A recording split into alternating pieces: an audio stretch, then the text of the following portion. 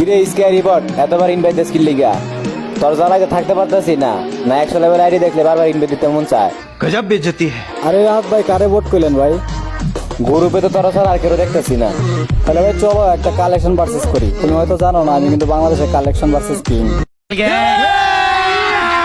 अभी मजा आएगा ना भिड़ो। তোর লগে কালেকশন পারচেজ করবো আমার কি পাগলে পাইছে? আর তুই তো এই জোকার বান্ডিলে দেখাইতে পারবি না।